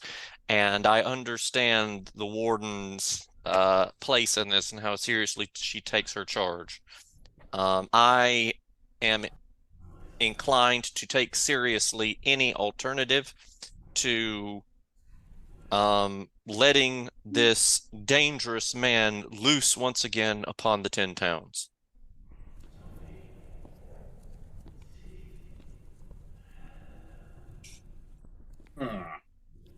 Yeah, that's an interesting scenario. If you believe that, then why don't we talk to her about in isolation and try to have her convince her to trick him into thinking that she's going to release him to our custody in exchange for information, knowing that he's probably not going to give us information. It's probably, if you feel that strongly, then Ooh, a double cross. ass right back to the cell. He walks right outside. Jailbreak. He walks right outside of the prison. Ooh, pretend. He walks right outside of the prison into a waiting trap. So that's where I was thinking to take the conversation earlier, but she takes her job extremely seriously. That's a good idea, and that was sort of my thought too. But this, I'll give you this. I'll give you this.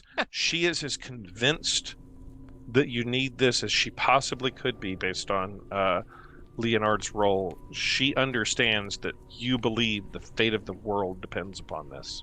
Well, that fulfills both of our needs then. If he actually has information and will give it up, then we can get the information and she can still have him back. But if not, and she doesn't lose anything, then she still has fake a jailbreak.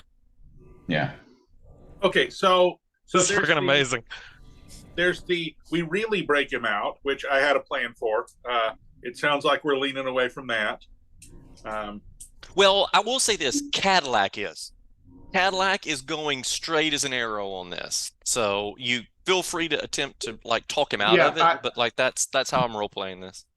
Yeah, I'm not in the mood to actually break him out because Lords know I don't want to end up in the cell next to him.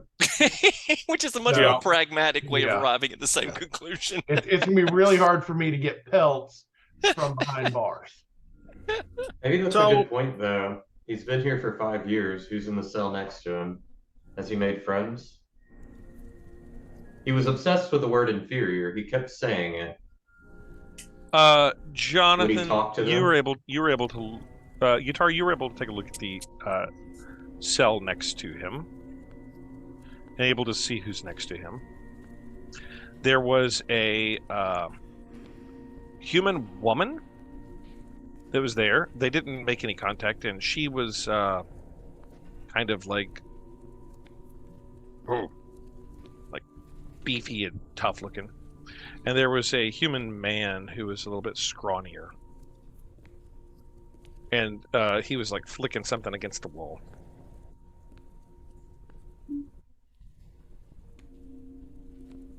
So the other thing I was thinking, there are some of the most dangerous people in the region / the world locked up here. I wonder if there is a stockpile of their possessions that could perhaps help us.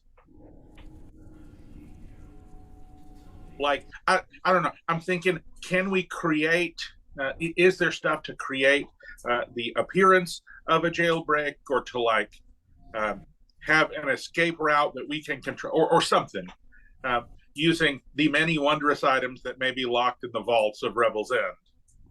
Yeah, what I was thinking, since there's that central hub, I was thinking more like Cabin in the Woods and open all the cells. Oh no. Oh Jesus! I'm not interested. I'm walking away now. I'm gonna put myself in the fortress. And so the other thing I think we have to account for or contend with is that once we get him out of this place, whatever we do, we have to. He's still got magic, and probably a lot of it. Potentially. Unless you have a way to anti-magic it, or the Warden has a way to anti-magic it. This is a scheme that you might bring to the Warden, I guess. I think that the likelihood of this working out without the Warden being completely in on it is slim and messy. A fake jailbreak would be, for certain. The only way I see a failed, fake jailbreak working is with her complicity. Mm-hmm. I think that if anything without her complicity is just going to have to be a straight up so are you going jailbreak to... and then turning us into fugitives, by the way. Mm-hmm. As my good friend and esteemed colleague Harkus pointed out earlier, a future profession which will lead to precious few pelts for any of us. Yes, and at that point I've just crossed my arms and said no. And that's it. We shall all go peltless in such a situation. No. In this case, are you going to summon the Warden and have conference with just her? She was going to bed. We can talk to her tomorrow. Okay. Yeah, we can. We also have, so the other things to consider are the conference room allows spells to be cast in it, so Zone of Truth would be an option. I thought of that earlier, but she was already annoyed. Well, Zone of Truth does not compel speech. Yeah. So, like, you can't just be like, tell me what you know. You can just be like, no. Yeah.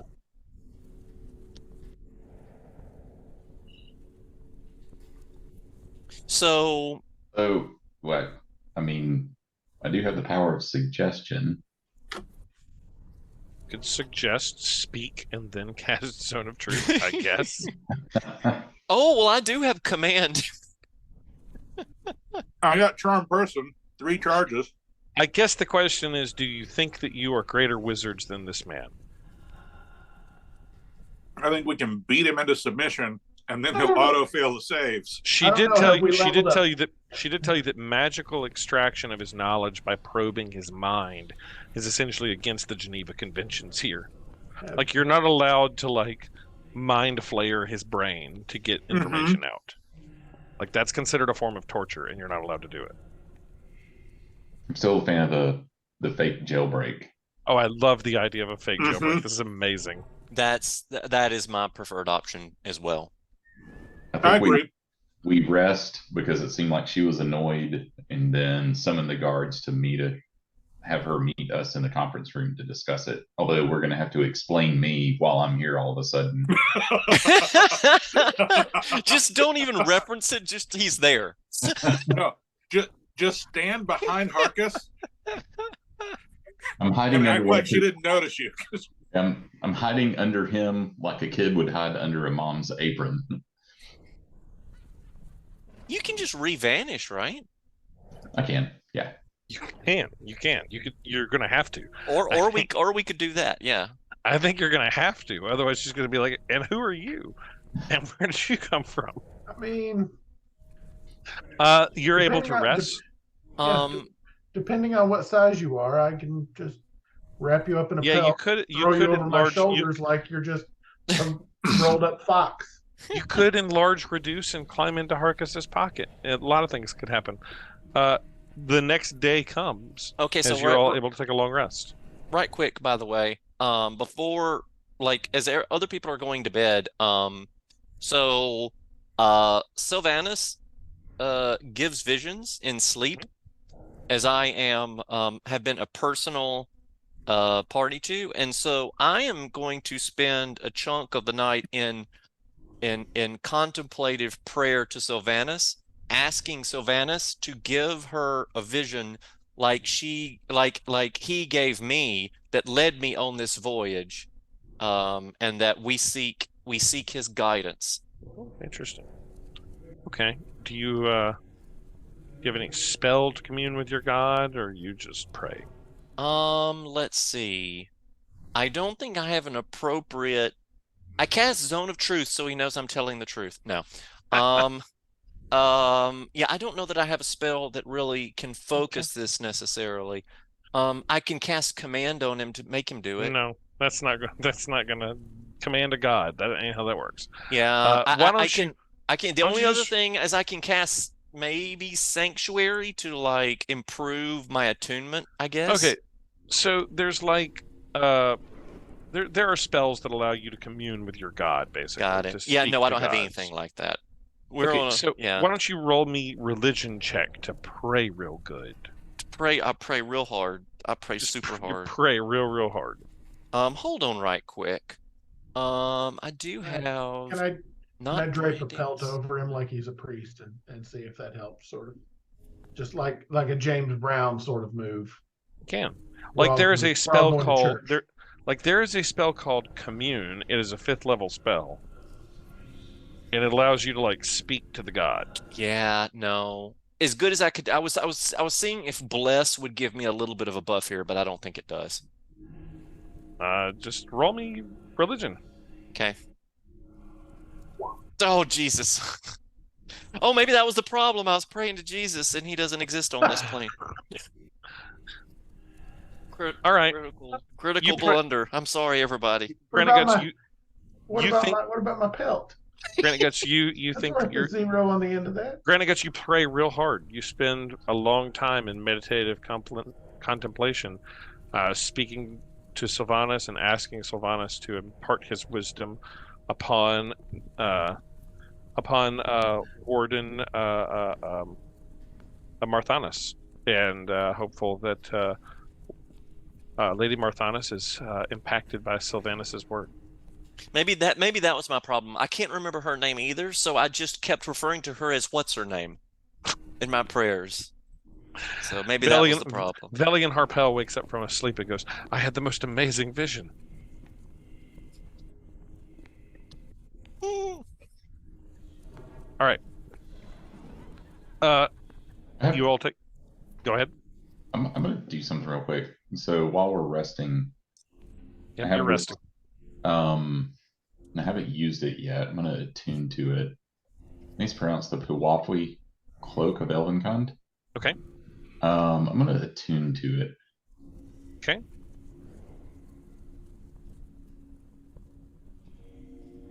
The Cloak of Elvenkind. Basically, you have advantage on stealth checks. Like, it camouflages you.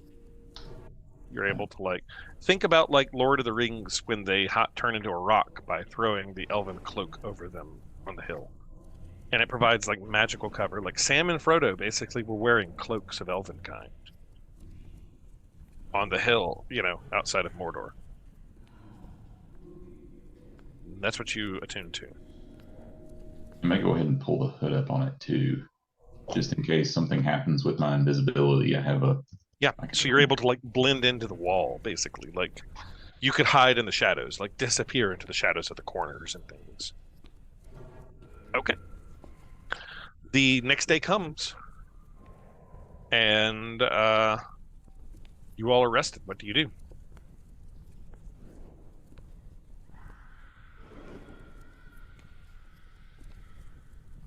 She mentioned breakfast. I was going to Yep, say, there's- yeah, let's see what the cafeteria is like. Yeah, you are able to go to breakfast in the mess hall. Roll20 has crashed for me, so I'm going to have to reload. Oh, crap. Damn it, Roll20. It took me into the wrong game, of all things. Now I'm back. I'm coming.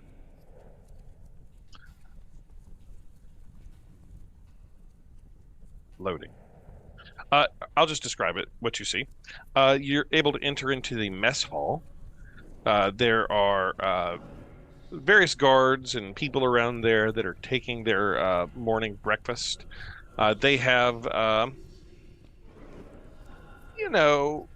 reasonable fare. Their tall benches, dishes and cutlery are stored in cabinets, and they are serving. Why don't we roll a d20 to see if they're serving anything good? D20 roll. It is a 14. With a 14, I think they're serving something decent. They're serving like maybe salted pork and biscuits. Salted pork and biscuits in the mess hall. Yatara, are you making yourself invisible? Or are you using your cloak of velvet kind of sort of hide in the corner of one of the conciliar rooms? I was going to hide in the room and wait until they're done with breakfast before I go invisible. Did you ask somebody to like bring you food? Bring me a doggy bag. Yeah, bring me some food home. Yeah, so they have salted pork and biscuits.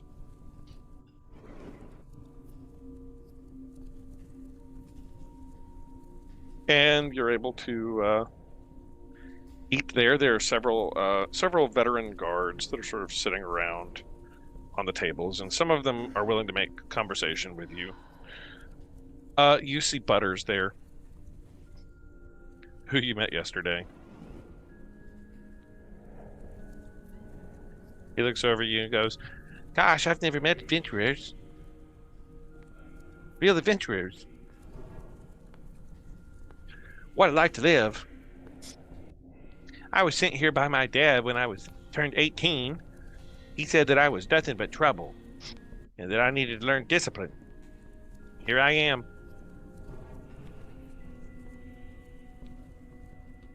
Good talking to you guys. I'm gonna go now and disappear, never to be seen again." Yeah. So, salted pork and biscuits are over. I'm going to pocket some for Yatara.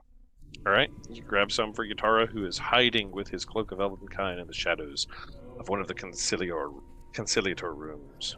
I sort of reflexively shove some into my pockets, forgetting that our owlbear friend is dead. There's plenty of food. There's no shortage of food. You were No, well it fed. was because I was going to take it for the owlbear that. Well, who was unceremoniously murdered. Yeah. Sadness. Unceremoniously.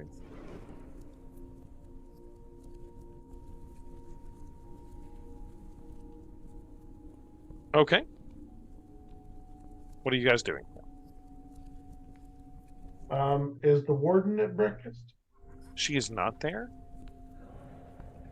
Not in this mess hall. Are you asking for a private meeting with her or anything? I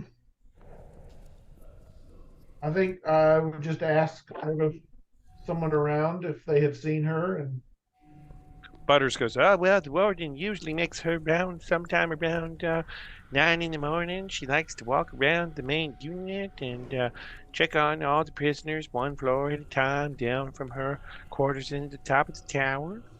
And she usually takes her breakfast in her own quarters. She's a real nice lady. Yeah, she'll be down walking around a little bit. I can't just let you just like walk around or anything, yo. Can't take free reign of the place, but if you're welcome to stay in your quarters, and if you have any other business here, we can escort you to wherever you need to go.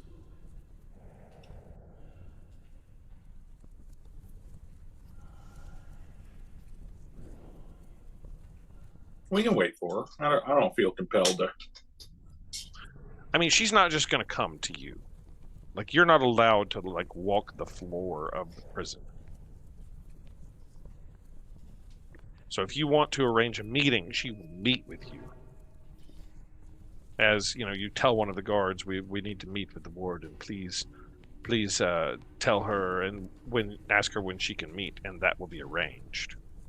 But you're not just going to, like, catch her randomly. She's not going to come check on you at your quarters.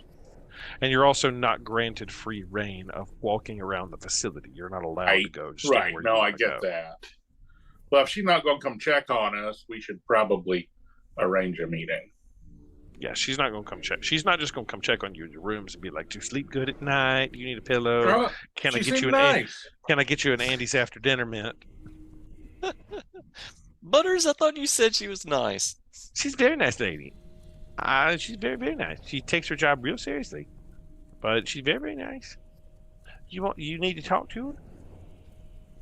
I'll go tell her that you guys want to talk to her. Thank you, Butters. Thank you, Butters. And Butters like runs off, sort of half skipping. Like his run is kind of almost a prance. After a little while, one of the other guards, Eric, who you had met before, comes back down and looks at you all and says, "You wish to meet with the lady? Please follow me." And Yatara, are you invisible? Or what are you doing? Yes, at this time. Cantrell, we're about to wrap this up. I'm sorry you've got to run. Basically, you're going to meet with the warden 2 more minutes, and then I'm wrapping it. So you can watch on YouTube for the finale here. But you guys are all taken to the same conference room that you were in before. Yatara, you're able to make yourself invisible. And everybody is taken to this conference room where the warden meets you all. And she says... Heck, I'm having a hard time dragging everybody around. I'm too zoomed in. She says, "I appreciate your plight, and I fully understand the seriousness of what it is you are trying to do here. I understand you wish to meet with me to discuss things further. I felt like I had made my position quite clear. What can I do for you?" And she looks at you, Leonard. So, here's what we're thinking. We really need to get information from this guy. And the only way we're likely to get information from him is getting him out of the prison. Which I cannot allow. Which you cannot allow. But if perhaps you could facilitate a supervised and controlled escape to get us the information that we need, perhaps, I don't know, I'm thinking out loud here, but you've got some pretty bad folks in here who were in their previous lives rather well equipped to create mischief, havoc, and disorder. I'm wondering if there might be some things in storage here that could help facilitate a faux jailbreak to get the information we need without compromising your security truly, or your prison, or your reputation. She looks over at you and she says, "You're proposing faking breaking him out of prison." Uh-huh. And All we're proposing is that he thinks he's getting out. And she looks over at you and roll persuasion. Take advantage. Either of you can roll this. Does somebody have more than a +0 to persuasion? I have a +1. No. Granite Guts, you can do it as well. Yatara, are you present in this room, invisible? I am. You're invisible here. You're able to cast any spells that you want. Just FYI. They don't know you're here. I guess I'm going to go ahead and roll. Roll You said with persuasion. advantage? Yep, take advantage. Ugh, 10. 10. Leonard.